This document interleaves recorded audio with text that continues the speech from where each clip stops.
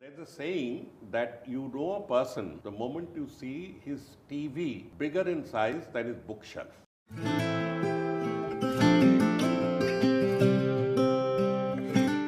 Like most people, one is not fond of administration. In the course of your bureaucratic corridor and a public figure, which did you find more fulfilling? Our family was like an Italian family. Everybody talks, nobody listens. The usual one. And I got into the IAS because somebody made a mistake. I'm sure. From day one, I decided not to disown my background. How does this courage word go with you? Is it like you're born with it? Like, how can you be so fearless? Like, the whole India knows you as one of the fearless person we ever know. My father came from a village in Chittagong where an entire generation of youth, including girls, led by the girls, took up guns, freed Chittagong for a week, and they were all killed or sent to Andaman. During the Naxalite period, I reached a stage when the Naxalites were the establishment. So my first encounter, I told them to go to hell. So you're born with these kinds of principles and you strictly adhere to it. It shows in you. We all told you to go down the back stairs instead of going down the main stairs and then getting bashed up by 40 or 20 of them. I said if I took the back stairs then, I'd be looking for back stairs all my life. Mr. Gandhi was going to Manipur and there was a clash between Congress groups and glass was broken. It came out in the paper. She said her life was being threatened. I was hauled over coals saying, why didn't I go there? I said I didn't know Chowkidari was part of my job, but next time I'll be there. Fear is something which is natural, very natural. A person who doesn't fear is a nutcase. You remember Anand, that movie? Yes. When Rajesh Khanna knew he was dying, a week before his dying, he met a Gujarati girl and fell in love or whatever. And he picked up a book on Gujarati and said, "Mujhe ye seekhna hai." See, he knows he's going to die, but he doesn't lose his enthusiasm. God gives somebody something, he also takes away a lot. You don't see the taking away. Don't look at everything with money in your mind. If you were among my class friends, they would say, Argan Divina. Don't start your lectures now.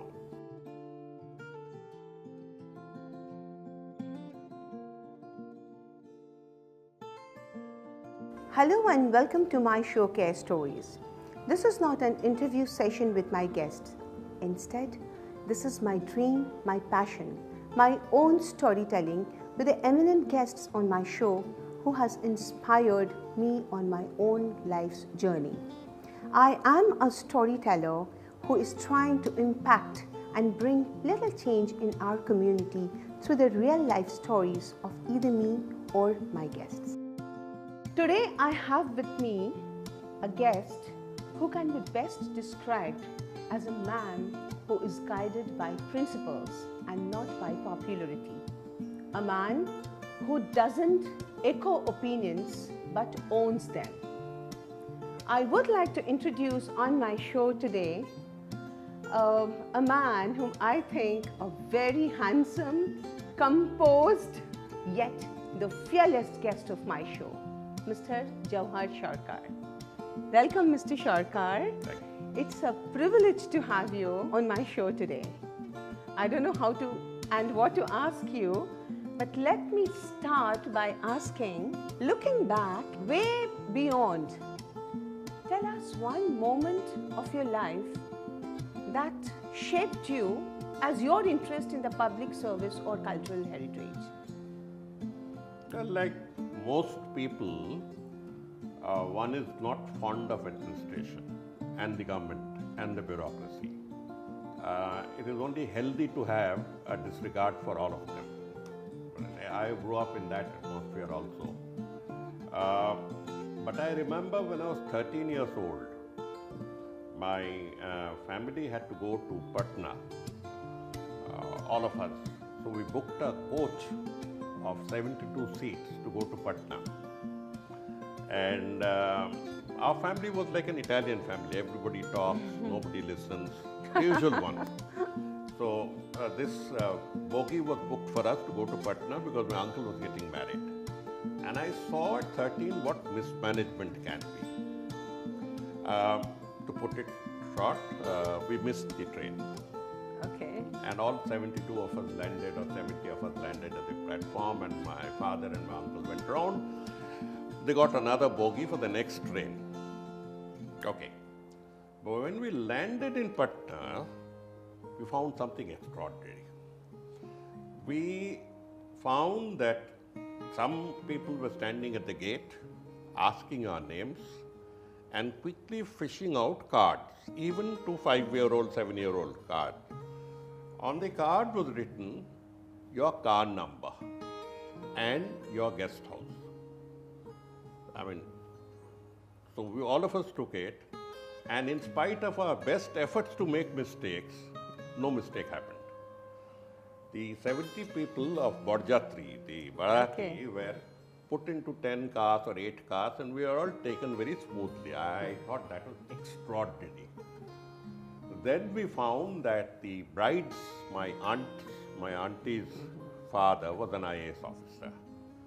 So he had put what we call the bandobast arrangements. Yes. And it's done like clockwork.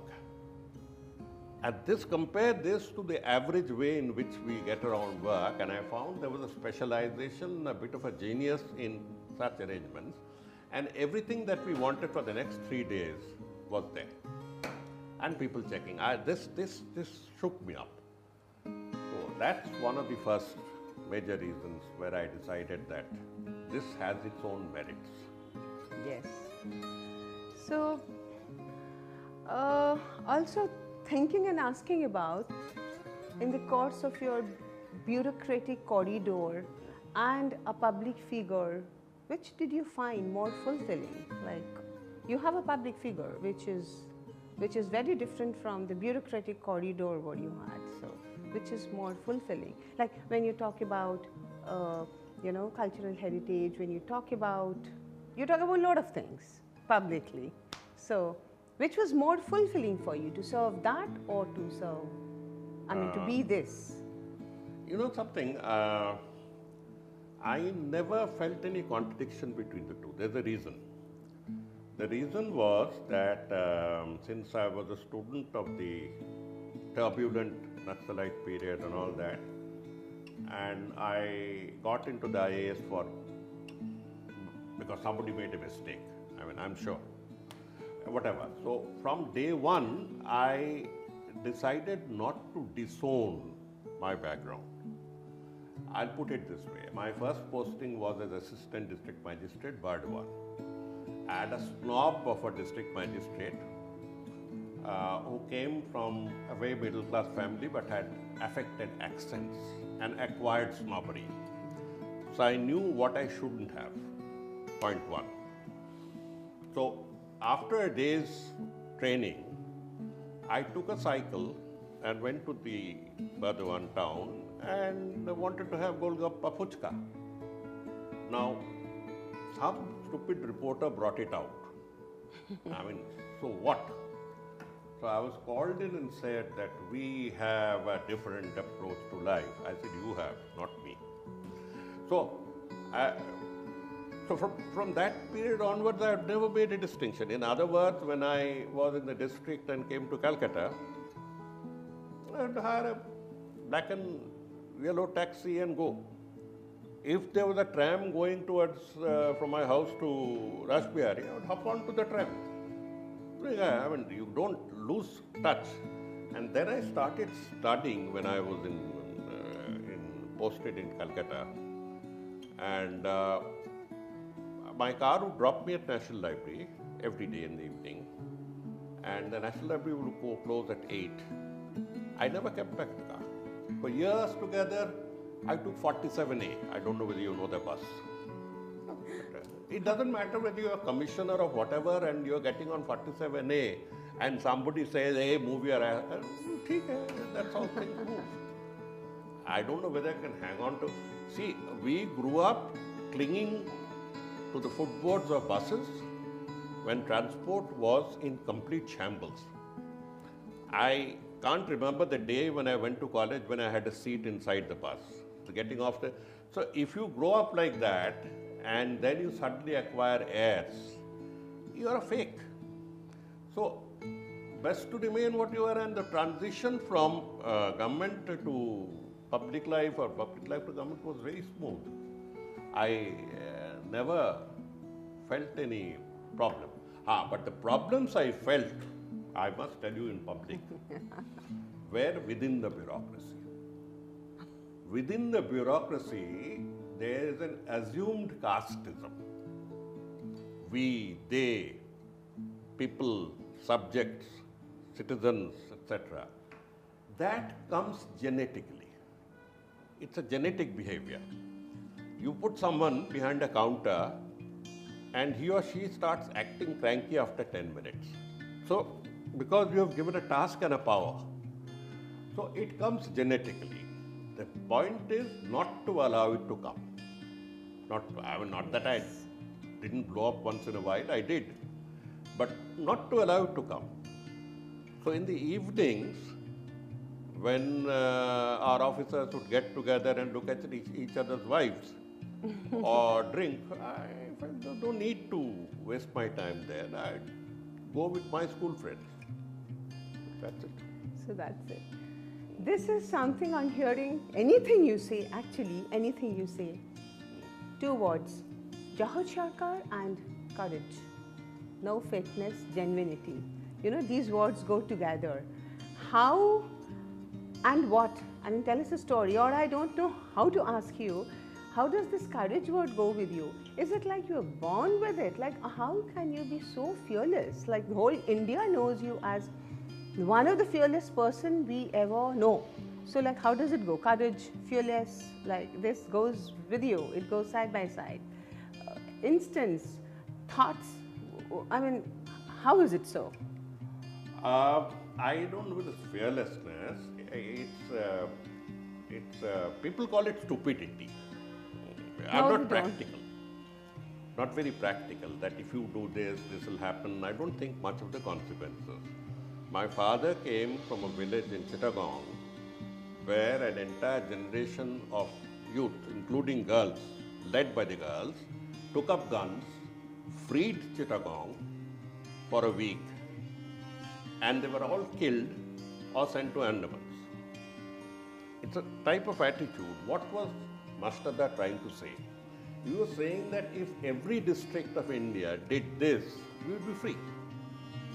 Now, you can say it's a very romantic idea, this idea, but Chittagong Armory raid is a epoch-making event in our history. I come from a district where people are very straightforward. We don't take bullshit from anyone.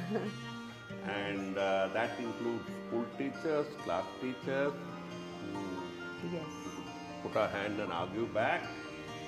Calcutta University penalized me for saying something that was not within the course for our...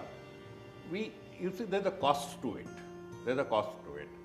I remember the first physical problems I had, that means attack, was when I was in college, and the entire college in 1969 in Presidency College was completely red. Completely red, just like the world is completely rightist now. You can't understand why. It was completely left. And during the Naxalite period, I reached a stage when the Naxalites were the establishment. When the so-called revolution was the establishment, they would decide who would do what and which class would be held. So my first day, first encounter, I told them to go to hell. Just to go to hell. The second day, they looked at me. Within the next 4 or 5 days, they found an occasion to bash me up. I was 6 feet tall. I was around 50 kgs in weight, so you can understand. I had the waist of a cabaret dancer. And so you could understand. You were thin and tall, yes. It doesn't matter. It really doesn't matter. Doesn't matter. And then they decided not to mess around. But then we had these incidents all through. Now, what I am talking about is those who were more practical and complied, hated them and didn't have the courage to tell them that you are bullies, you are this and that. I don't know where they are. I need a microscope to find them out. So, compliance is a good thing, but up to a point. Now, today when I fight the system, and I'll put it quite bluntly, I fight the center and the state. Today, my best friends who tell me, please don't get into problems, please don't get hurt, you don't know, all regimes are vindictive and all that. They are those Naxalites who beat me. So they have become your friends. No, so I mean, these things will happen. These things will happen. You just hold on to it. Hold on to what you feel like, and let the rest of the world roll. So you're born with these kinds of principles and you strictly adhere to it. It shows in you everywhere. Like in every forum, people are scared of you to talk to you also at times. Like even I feel a kind of butterflies in the stomach to talk to you because you're fearless. Stubbornness. Yeah. I guess it's stubbornness. I mean, there's no point in conceding. When my classmates now discuss this event after 50 years, they still ask me, we had a back gate and a back stairs. We all told you to go down the back stairs instead of going down the main stairs and then getting bashed up by 40 or 20 of them. Why did you not take the back stairs? I said, if I took the back stairs then, I'd be looking for back stairs all my life.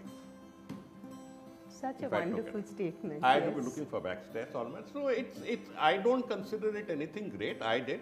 And I thought my friends at that time would have the courage to face it the way would have.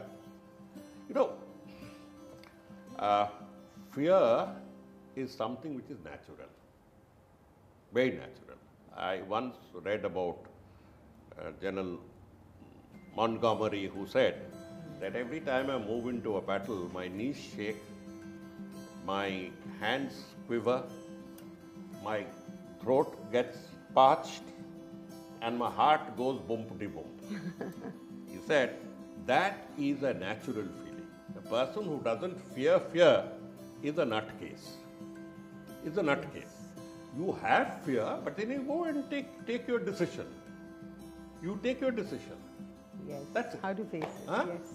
No, it's a question of what do you value most. Yes. Do you value yourself and your opinion?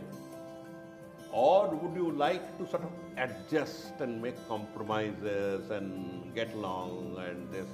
I'm not asking everybody to start becoming, reckless from tomorrow morning.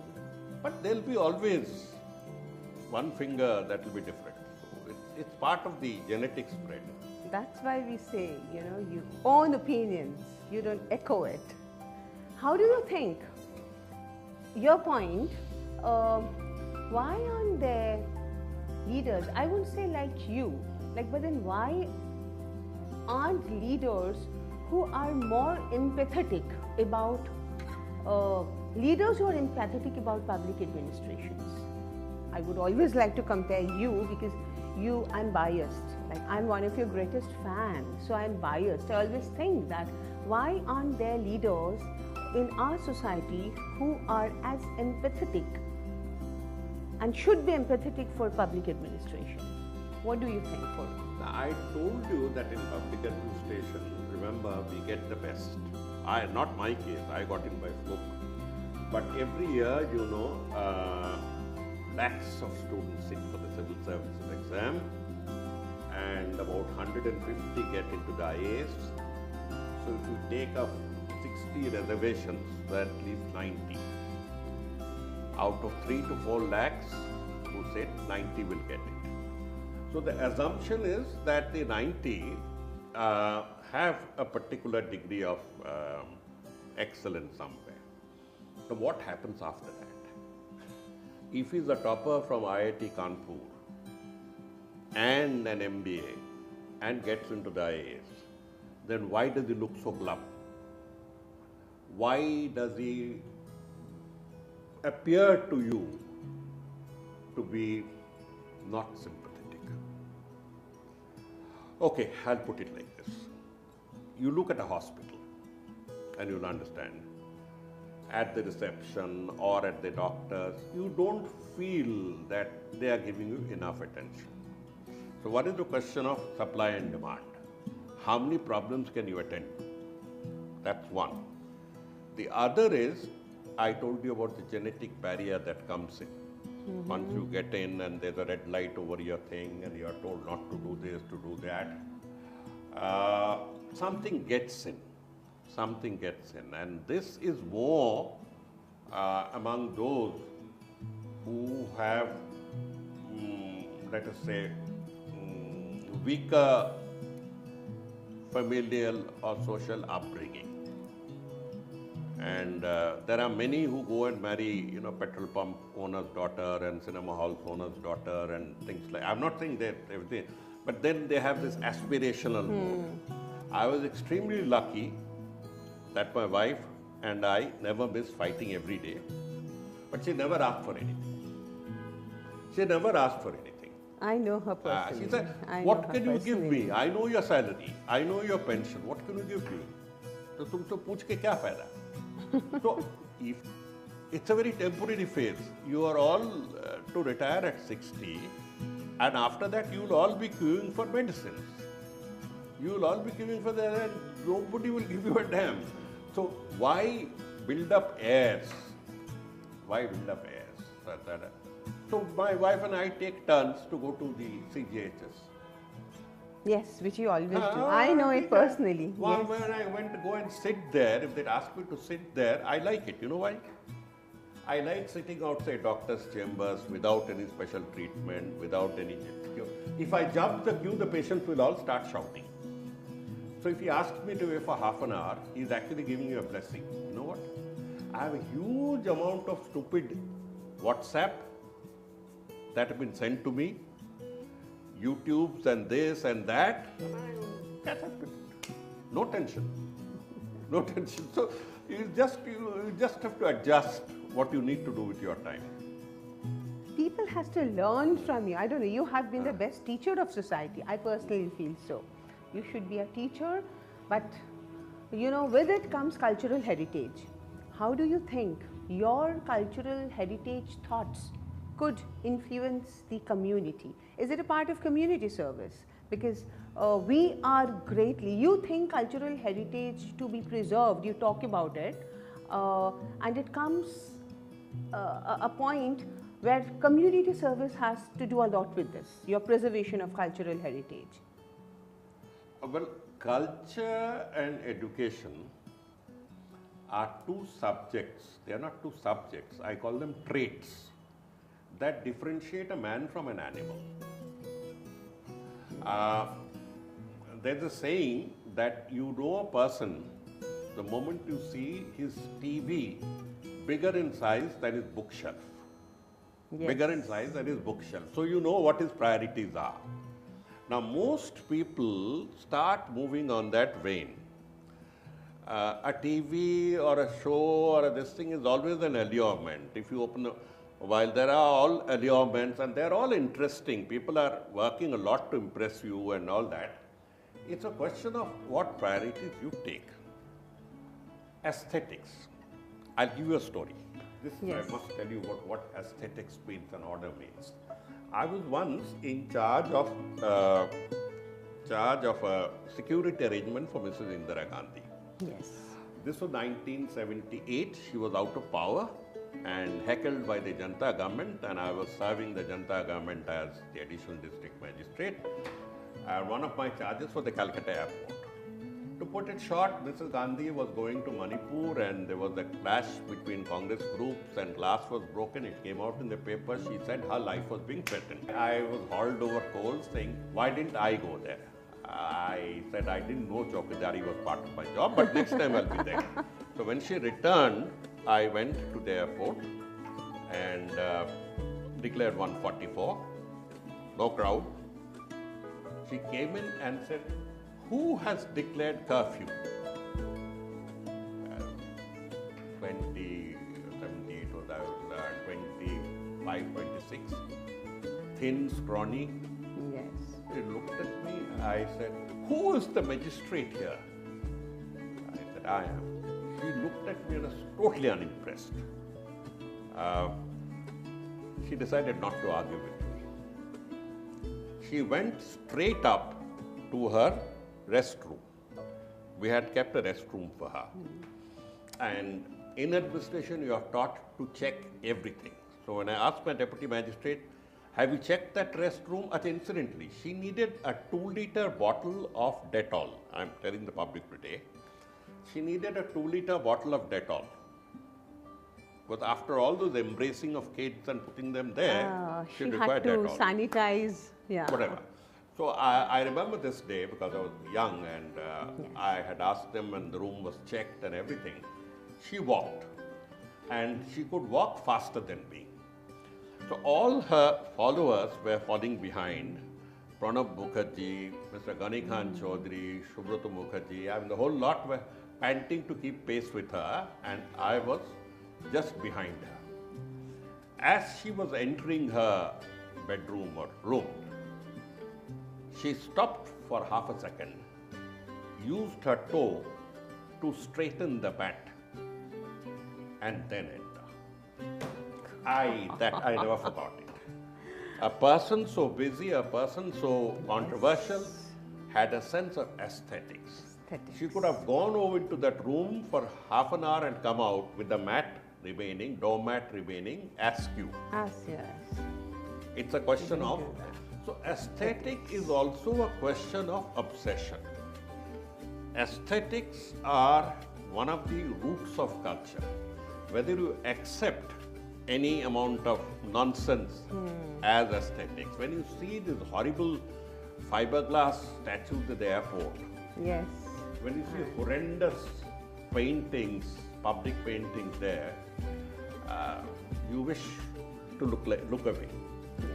It's a question, it's not so culture is something when you hear music and you get the harmony.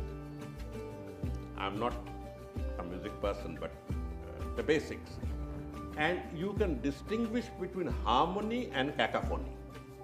Yes. You can distinguish between harmony and cacophony. Yes. So there are people who will be jumping to cacophony. So it's a question of your inner soul being cleaned up, being organized, which culture, aesthetics, and your heritage. Your heritage is what your forefathers worked for. Your forefathers worked for.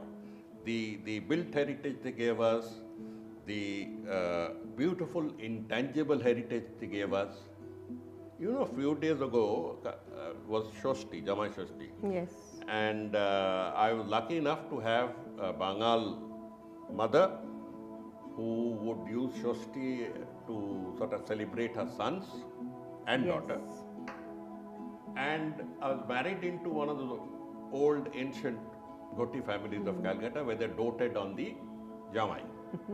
At best of both the worlds. And I was remembering those things, the small rituals of putting grass into water, sprinkling. You see, it was an expression of love. Yes. It was an expression of love. I'll never get it ever again. So, many of the things of Indian culture that are eliminated today in the name of rationalism, I don't agree. I'm a rationalist. But I don't believe we should be destroying everything of the collective past that we had. I don't believe Ganesh was brought in by plastic surgery. I don't believe all that nonsense. But I do believe that the discovery of Kailash 10,000 years ago by people who had no means of transportation and picking only that mountain among the hundreds and thousands of hills and peaks, the complete uniqueness of Kailash, and then making Kailash into a god. I mean, that part we can leave it, but you see, it requires that amount of knowledge and perseverance and that amount of choice. If you see Kailash, you know that there's something instantly unique about it. Instantly unique about it. When you go up to Kedarnath, which I have on a rainy day, splashing with overcoat, and then when we almost reached Kedarnath, the clouds moved away, and I remember an almost full moon glistening on the snow, I'll not forget that sight. And why was Kedarnath? It is an experience. I mean, it's a real experience. It's sort of an experience. Yes. So we can't wish away our collective heritage. There'll be some who will be more adept in preserving it through songs, through music, through drama, there'll be others. But I hate Philistines. I make it very clear.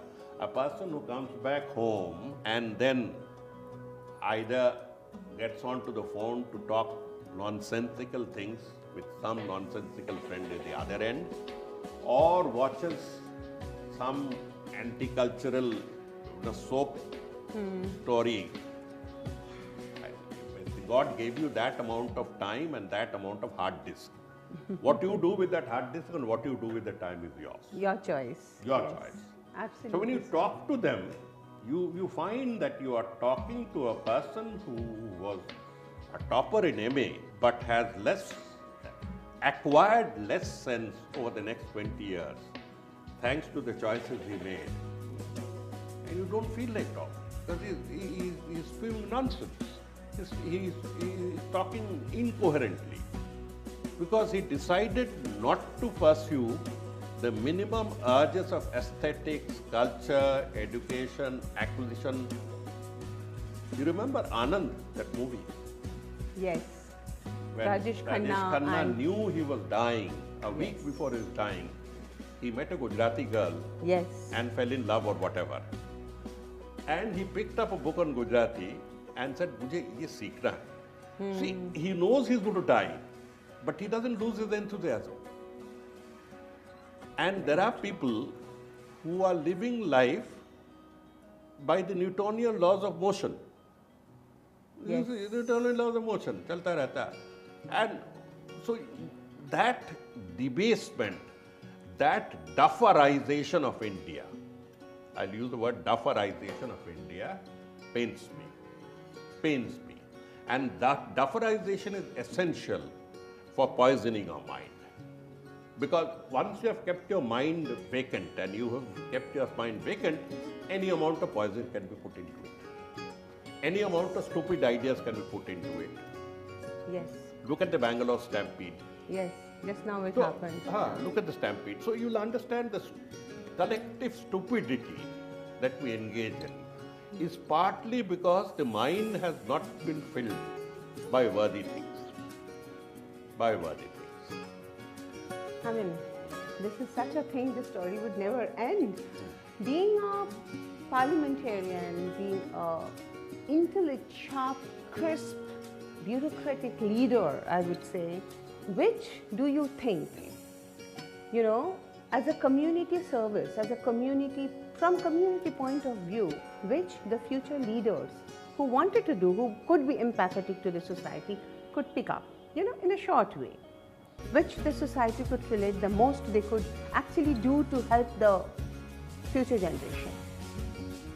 Well, it's like unfair question. It's like asking an octopus which of its legs is the best. Because you are good at all. You're the master of all. An octopus has 8 legs, so you can't ask him which one is more useful. Yeah. It's not relatable. Good take. But then I see octopuses with 2 legs also, who have dispensed with 6 other legs. That hurts. They had the sensitivity. They had this thing. It is the willing subjugation of the mind to baser things. Now, if you were among my class friends, they would say, Gandhivina, don't start your lectures now. These are your stories, people. Don't start your lectures now. I said, anyway, I am tired of throwing pearls before you know what. So, we have it that way. It's a question of you acquire, you see, you treasure. I had an aunt, I remember, who was fond of making and breaking her bangles every year and redoing it. And in case you missed it, she'd look and say, "Oof, this one is so painful." Her entire obsession was the bangle. Now she's up there somewhere in flat number such and such of heaven or hell. Who's going to look at her bangle? The Point is, what are your priorities? When I see people making obscene amounts of money and chasing it, and they look at my car and say, Jawhar is such a failure in life. I said, a car is supposed to transport me. It's not supposed to brag for me. I need a good car where I can sit, I have long legs, that's all. When I see all that, I feel very, very funny. I said, what are you going to do with it? Take them up with traveler's checks. One story that, again another story that proves this point is we went to the Andamans once, and we were taken around an island, a beautiful island, where the shore part of it was cornered by IAS officers. Now you know why you get a bad name. They had used their powers to corner plots. And one of them, the names that were given to me, one of them was a friend of mine. So I felt bad about it. I thought he was a person of principles. Now he's got his plot there and he'll be selling it off to some 5-star hotel or something. Okay, that's his priority in life. So when I met him in Delhi next, I didn't raise the topic. But basically we were talking on other things. He's a very sophisticated man otherwise. We talked about it, and he talked about his son in the US who never returned and all that. And next week I heard he was dead. So what now happens to that? So you see, life has its own way of giving back. Life has a divine balance. You don't know. Somebody up there has a calculator that has an AI built in that's always going in for it. That's always working out some arithmetic. So when God gives somebody something, He also takes away a lot. You don't see the taking away. When you look at a film star with his beautiful wife and a grown-up kid, you don't know what they have gone through. You don't know. You see only the glamour part of it. When you see somebody powerful, when you see somebody like this. And so don't go by impressions. There's a divine balance in everyone. Everyone's life has a large part of success in whatever domain. I had a clerk who was a very good actor. He is now famous actor in the Bengali stage. I won't mention his name. So, a very famous actor. So he got what he wanted. He suffered the government for 33 years or whatever, earning his bread, hating his files and work, and looking forward to his evening rehearsal. See, that's his way, but he has been repaid so well in life, in his own way. So these things, it's a question of what you prioritize. There were a lot of many other questions which I really could, talk with you, but I don't know how, and I mean, it's a long discussion. Cutting it short, to end the question and the session, 3 questions in short I would like to ask you, which I usually do on my podcast. First is, do you think to maintain the cultural heritage of the city, of our country, we need more CSRs from companies? The corporates should come and join hands to maintain the cities, or in fact our country's cultural heritage, and to preserve it, some kind of, maybe the forest, maybe the heritage, maybe the cultural monuments, maybe the aesthetics of the city, the country. Do you think companies must come together to preserve it? Yes, companies should open their purses a bit to repay to the town or city they got their profits from. But you need taste. When you look at the hawker stalls that were shambles, you will now find steel structures, blue covers. Now, this junk, I studied it, is created by rag pickers who keep their stuff there and then they spread their beds at night and they sleep. Fine. Couldn't someone, we had the mayor of Calcutta staying there, couldn't someone think of what I call wooden lockers, steel lockers? Give them a key, let them put their stuff, put the locker, paint a good thing over the locker like you do for the electric stand, and make it look good. And at night, open the locker, take your bedroll out, do whatever you feel like. It's a question of what hurts your eyes. Yes. What hurts your eyes? When I look back, the concern for Calcutta people asked me what they could do. Yes. I said, take those stupid rags behind the hawker stalls. In a flat system apartment, when you go up, one of my friends had a beautiful woodcut of the 19th century framed outside the door. And all other flats look the same. Some have potted plants, some of these things. They look. So when I asked him, this is R.P. Gupta, the icon of Bengal's culture. When I asked R.P. Da, what is that for? He said, every person who comes to supply me fish or whatever knows that my house has those two dancing girls. But it becomes a marker, it becomes an act of aesthetics that I am not like the others outside, because others have come, they dump their goods and rush to Tolly Club to play golf and to be seen. And this man didn't do it. He also went to Tolly Club. Going to Tolly Club is fun. Yes. But you can't do it at the expense. So, a small thing like having a marker of a painting outside your house. You also have the same thing in front of your house. It is an amazing painting, and I keep on asking Bodhi, how did you do it? I see it. When I go to your house, I just stand in front of those paintings, for a while, appreciate it, I love it, and then I go inside your house. This is lovely. The next question is, if given a chance for the leadership of the city for a week, I wouldn't say anything material, but to the values, what would you like to tell the next generation of leaders to change in them, to change the city? You see, hypothetically, some ideas, what would you like to say that give? Don't look at everything with money in your mind.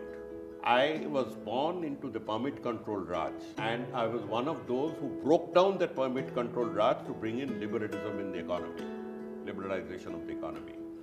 After 30 years of that, 25 years of that, I don't know, 30 years of that, I don't know whether we did the right thing, because we did boost up the economy, boost up everything, but at the cost of a lot of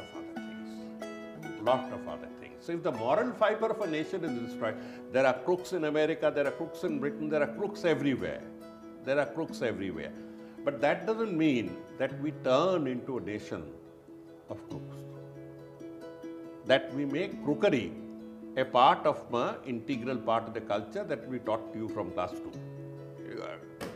So that hurts. It's become a power, money game as an investment to acquire power, to acquire projects, to give crony benefits, to acquire more. It's a rolling sort of a project that's going on. We are in very bad times. Success and struggle, just in 2 words. How do you think the success and struggle, 2 words, from your point of view, how do you look at it? What is success and what is struggle? 2 sides of the coin. Yeah. 2 sides of the coin. I'll put it success and frustration. Every morning I get up and say, I've wasted my life. I'm going to do something today. Okay. It goes on. You can't succeed all the time. It was wonderful speaking to you. I hope I could bring you more and more and very often to my show for people to understand, for people to realize what actually and how should children grow up, how should the people of our city stay. Listening to Mr. Sircar, I'm sure you understood, and all of you, I'm sure you keep on listening to him and you love listening to him. We understand to do something for the nation, to understand the nation, to feel for our own country and city. We do not always have to stay on the spotlight. We can do a lot from within to understand the people and to be with them. Listening his story, I think, was one of the most inspirational story what we heard. To hear two more such stories, you have to stay tuned to Carestories with me, Sophia.